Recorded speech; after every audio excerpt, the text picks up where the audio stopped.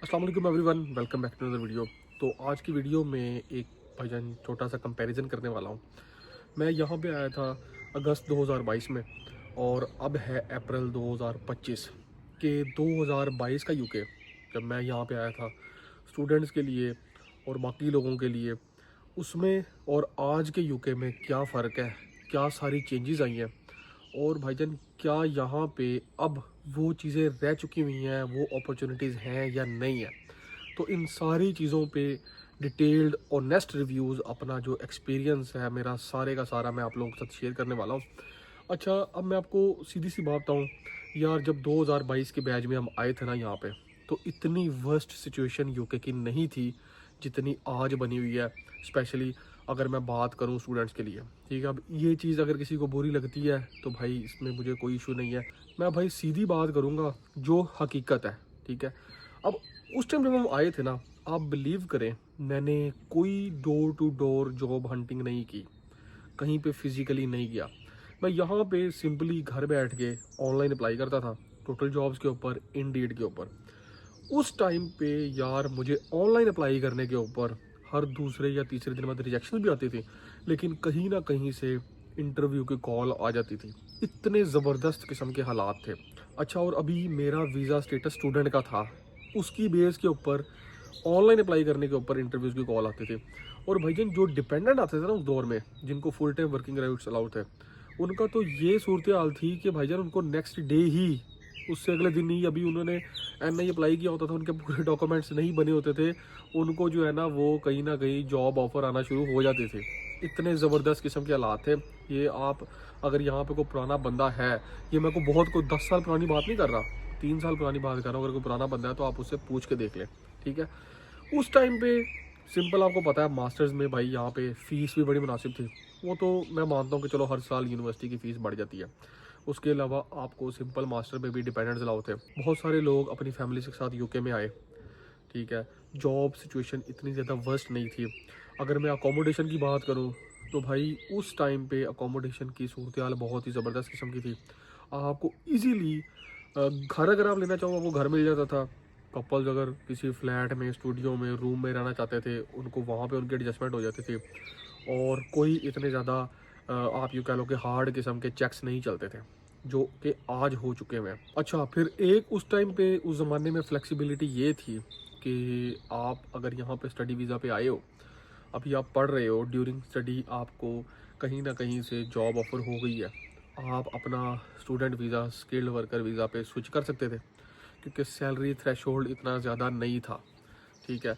और उस ज़माने में भाई मेरे ख्याल है तकरीबन तकरीबन हर ही स्टूडेंट ने अपना जो वीज़ा है वो स्विच करवाया केयर वर्कर वीज़ा पे। उसके अंदर स्पोर्ट वर्कर्स, केयर वर्कर्स, जहाँ पे भी उनको अपॉर्चुनिटी मिलती थी वो अपना वीज़ा स्विच करवा लेते थे। इसके अलावा स्पॉन्सरशिप जॉब्स की ये हालत थी कि ड्यूरिंग स्टडी अगर आपकी स्किल एक्सपीरियंस से रिलेटेड आपको कहीं पे जॉब ऑफर होती है तो भाई एम्प्लॉयर आपको खुद इस चीज़ की फ्लेक्सिबिलिटी देता था, खुद ये चीज़ ऑफ़र करता था कि अगर आपने स्पॉन्सरशिप लेनी है तो हम आपको स्पॉन्सरशिप दे सकते हैं, ठीक है। इतनी ज़बरदस्त किस्म के, ये 3 साल पहले की मैं आपको बात कर रहा हूँ, 2.5 से 3 साल पहले की, इतने ज़बरदस्त किस्म के यहाँ पे साजगार किस्म के हालात थे। मैंने ऐसे ऐसे लोगों को भी देखा है जिनका यहाँ पे 10-10 साल का स्टडी गैप था, अपने 4-4 बच्चों के साथ यहाँ पे आए हैं और उन्होंने यहाँ पे बड़ा ही ज़बरदस्त किस्म का गुजारा किया। अच्छा, अब यहाँ पे गलतियाँ क्या हुई हैं वो भी मैं आप लोगों को बताता हूँ। यार अगर मैं अपनी बात करूँ, मैं ऐसे चस्के के लिए ना कहीं अप्लाई कर देता था। यही उस ज़माने में ये स्पोर्ट वर्कर के रोल बड़े आते थे, ठीक है। तो आप बिलीव करें यार, मेरे पास हत्ता कि इंटरनेशनल लाइसेंस था, गाड़ी शाड़ी कोई नहीं थी। वो उस मेरी मेल्स के ऊपर लिखा होता था कि आपके पास गाड़ी है, आपके पास लाइसेंस है, तो हम आपको ये जॉब जो है ना विद स्पॉन्सरशिप ऑफर कर सकते हैं, ठीक है। इतनी इतनी यानी कि फ्लेक्सिबिलिटी हुआ करती थी उस ज़माने में। अच्छा, अब इस सब का नतीजा क्या हुआ, मैं आपको अगर ऑनेस्टली बताऊं तो यार हमने सिस्टम को बहुत ज़्यादा डॉज किया, हमने बहुत ज़्यादा हैंकी फैंकी की। उसके नतीजे में भाईजान फिर गवर्नमेंट को कोई ना कोई एक्शन तो लेना ही था और उन्होंने ये एक्शन लिया। सबसे पहली जो हमने सिस्टम को यहाँ के को थूक लगाया वो हमने ये किया कि जिस मकसद के लिए हम आए थे, जो था यहाँ पे स्टडी वीज़ा, हमें जैसे ही कोई ना कोई वीज़ा भी मिलता था हम उसको स्विच करवा के यूनिवर्सिटी छोड़ते थे और यूनिवर्सिटी की जितनी रिमेनिंग फ़ीस होती थी वो उनको वापस नहीं करते थे। ठीक है, जिसका बहुत ज़्यादा लॉस हुआ यूनिवर्सिटीज़ को। और इस लॉस के नतीजे में होम ऑफिस यूनिवर्सिटीज़ से पूछता था कि आप तो कहते थे जेन्युइन स्टूडेंट, आपने इसको कैश इशू किया, तो आपने क्या चेक किया है? तो स्टूडेंट ही वीज़ा स्विच करवा के चला गया और इसने आपको फीस नहीं दी। तो हालात थोड़े थोड़े टाइट होना शुरू हो गए। सबसे पहले अटेंडेंस पे, स्टूडेंट एंगेजमेंट पे इन्होंने जो है ना वो काम करना शुरू किया।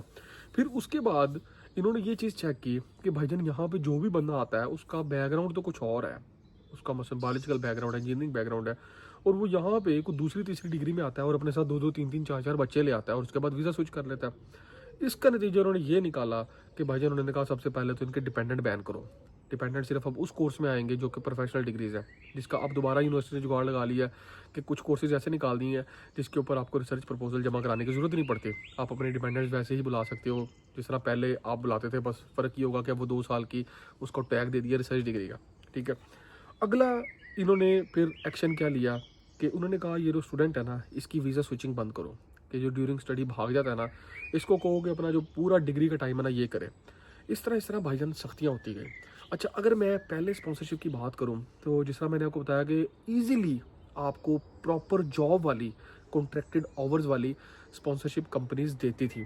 ठीक है, अब चूँकि वीज़ा भी स्विच हुए, इन्होंने कहा कि भाईजान ये जो चीज़ है ना कि स्टूडेंट यहाँ पे 22-23 हज़ार 21 हज़ार जॉब वाली केयर की स्पॉन्सरशिप ले लेते हैं, सबसे पहले जो केयर वर्कर्स है ना इनके भी डिपेंडेंट बंद करो। जब इनके डिपेंडेंट बंद होंगे तो ऑब्वियसली एक अच्छा खासा इम्पैक्ट पड़ेगा, ये लोग इतनी जल्दी अब केयर वर्कर वीज़ा पे स्विच नहीं करेंगे। तो जैसे ही इन्होंने केयर वर्कर डिपेंडेंट बंद किए तो भाईजान अब आप देख लो कि कितना ज़्यादा ग्राफ गिर गया, अब केयर वर्कर पे कोई आना ही नहीं चाहता। ठीक है, अब ये काम हुआ। उसके बाद इन्होंने क्या किया, इन्होंने कहा कि जो दूसरी जॉब्स है ना इनका सैलरी थ्रेश होल्ड बढ़ा दो, और वो भाईजान इन्होंने इतना बढ़ा दिया, अब आप देख लो 39,000 तक पहुँच गया हुआ, वही 38,700 पाउंड्स। तो इस पे अगर आप यहाँ के रिसेंट ग्रेजुएट हैं तो इतनी जल्दी स्पॉन्सरशिप यहाँ पे इस चीज़ पे नहीं मिलती। अब अगला सिस्टम का मिसयूज़ क्या किया गया, बाहर से लोगों को फेक COS इशू किए गए। ठीक है, अब आपको यहाँ पे एक आने का चांस तो मिल गया, लेकिन यहाँ पे जॉब फिजिकली को एग्जिस्ट नहीं करती। लोगों ने कैश इन हैंड की तरफ जाना शुरू कर दिया। उसके बाद वो कंपनीज बंद हो गई, होम ऑफिस ने उनके जो लाइसेंस है वो कैंसिल कर दिए। वो लोग यहाँ पे वेले हो गए, उनको 60 दिन का यहाँ पे ईमेल आ गया कि भाई जान आपने अपना जो है ना वो कंट्री छोड़ना ही छोड़ना है। अब होम ऑफिस ने क्या किया है, उसके ऊपर भी रिस्ट्रिक्शन लगा दिया कि भाईजान अगर आपने बाहर से तो केयर सेक्टर में बंदा हायर करना है तो इसके लिए आपको प्रॉपर जस्टिफिकेशन देनी पड़ेगी कि आपको यूके से एक बंदा भी नहीं मिला, कि आपको जो है ना वो बाहर से बंदा बुलाना पड़ेगा। भाईजान पहले तो ये हालात थे कि ये जो SCA की होती है ना जॉब NHS के अंदर बैंड 2 की, ईजीली स्पॉन्सरशिप मिल जाती थी अगर कोई बंदा यहाँ पे शॉर्टलिस्ट होता था। अब तो भाई वो बैंड 3 छोड़े, बैंड 4-5 तक भी नहीं पूछते स्पॉन्सरशिप का। वो कहते हैं अगर आपने सिंपली जॉब करनी है तो ठीक है, अदरवाइज नो स्पॉन्सरशिप। इतने ज़्यादा जो है ना वो सख्त हालात हो गया है। बायोलॉजी की एक टर्म होती है सर्वाइवल ऑफ फिटेस्ट, अब तो भाईजान वो वाला हालात चले हुए हैं यहाँ पे यूके के अंदर, हर बंदे को अपनी पड़ी हुई है। ठीक है, अब मैं आपको बताता हूँ, अब आज भी अपॉर्चुनिटीज़ हैं लेकिन लोगों के पास प्रॉपर प्लानिंग नहीं है। मेरे पास ऐसे ऐसे मैसेजेस हैं, डॉक्टर लोग हैं और वो कहते हैं for the sake of UK entry हमें को कोर्स बता दें। भाईजान अगर आप ये वाला काम करेंगे ना तो ऑब्वियसली यार फिर तो आपके लिए हालात बहुत ही ज़्यादा यहाँ पे जो है ना वो मुश्किल होंगे, कठिन होंगे। फिर यहीं से ही तो असल मुश्किलात जो है ना वो शुरू होती हैं। मैंने ऐसे ऐसे लोग भी देखे हैं जिनको अभी भी अपने होम कंट्री से वो बैठ के यहाँ पे अप्लाई करते हैं, उनको स्पॉन्सरशिप ऑफर होती है इन हालात में भी। लेकिन बात वहीं पे आती है अगर आपको प्रॉपर स्किल एक्सपीरियंस है। अगर मैं यहाँ पे और जॉब की बात करूँ ना तो भाई और जॉब में यहाँ पे अभी भी चांसेस हैं, लोग पैसे कमा लेते हैं डिलीवरी से, सिक्योरिटी से, या कुछ भी दाएँ बाएँ काम करके पैसे तो कमा लेते हैं। लेकिन बात यहाँ पे आती है जो सब के लिए यहाँ पे ज़रूरी होती है, वो होता है कि भाई यूके में स्टे कैसे करना है। और स्टे करने के लिए जब आपके पास टाइम कम रह जाता है, जब आप अपना सारा टाइम ज़ाया कर लेते हो, तो फिर आती है बात सिस्टम को डॉज करने की। और जब स्टूडेंट सिस्टम को डॉज करना शुरू करते हैं उसके बाद भाईजान इनकी गवर्नमेंट एक्शन लेती है और उसका नुकसान फिर वही होता है, आप तो बच जाते हो लेकिन जो अगली लॉट आनी है, जो अगले स्टूडेंट्स आने हैं, उनको इसका बहुत ज़्यादा नुकसान होता है। तो भाईजान 25 के हालात ये हैं कि इस टाइम सर्वाइवल ऑफ फिटेस्ट की जंग लगी हुई है। हर बंदे के माइंड में सिर्फ एक ही चीज़ सवार है कि उसने जो है ना वो यहाँ पे किसी ना किसी तरीके से टिकना है, चाहे वो असाइलम ले ले, चाहे वो ख़रीदा हुआ वर्क परमिट ले ले, चाहे वो बाहर सड़क पे सो जाए, कुछ भी कर ले, लेकिन उसने यहाँ पे टिकना है। लेकिन वो लोग जो आज भी प्लानिंग के साथ आते हैं, अपना कोर्स, अपने सारे मामलात वाइजली चूज़ करके आते हैं, अपनी जॉब के साथ साथ कुछ ऐसा एक्सपीरियंस गेन करते हैं जो कि कल उनको इंडस्ट्रियल जॉब या बेटर जॉब की तरफ लेके जाता है, तो वो 1 डेढ़ 2 साल बाद जैसे उनका PSW एंड हो रहा होता है, वो यहाँ पे कुछ ना कुछ कोई ना कोई तरीके से अपने आप को मैनेज कर लेते हैं। लेकिन वो लोग जो किसी और कामों में पड़े रहते हैं, जो सिस्टम को डॉज कराते हैं, वो और कुछ नहीं करते भाईजान, वो अगले आने वाली लॉट को जो है ना वो नुकसान पहुंचाते हैं। खुद तो वो किसी ना किसी तरीके से यहाँ पे बच जाते हैं और वो अपने आप को ये तो शो करा लेते हैं कि हम यूके बैठे हैं। तो भाईजान आज की यूके के हालात बहुत ही कठिन है, ठीक है। लेकिन मैं ये नहीं कहता कि यूके ना आओ, यूके आओ, लेकिन भाई ये सारी चीज़ें पहले सोच के आओ कि स्टडी के बाद आपने क्या करना है, आपके पास क्या क्या अपॉर्चुनिटीज़ हैं। अगर आपने कोई जॉब करनी है तो वो कौन सी जॉब करनी है जिसके बाद आपको स्पॉन्सरशिप मिले। अगर आपने कोई बिज़नेस खड़ा करना है तो कौन सा बिज़नेस है, कितनी आपके पास इन्वेस्टमेंट है, ये चीज़ें सोच के आना। अगर आप सिर्फ यही सोच के आओगे ना कि मैंने यहाँ पे आना है और मैंने यहाँ पे लैंड हो जाना और बाकी देखी जाएगी, भाईजान देखी जाए वाले हो, नहीं तो यहाँ पे सिस्टम को नुकसान पहुँचाया। और जिसका जिसका जो सबसे ज़्यादा नुकसान है वो आप लोगों को हो रहा है जिन्होंने आना है। हम तो यहाँ पे बैठ गए हुए हैं, जिन्होंने आना है उनको सबसे ज़्यादा नुकसान होगा। तो ये एक भाईजान 2022 के और 2025 के हालात हैं। अब आप देख लो आपने किस सोच, किस प्लानिंग के साथ आना है। Thank you very much for watching. अल्लाह हाफिज़।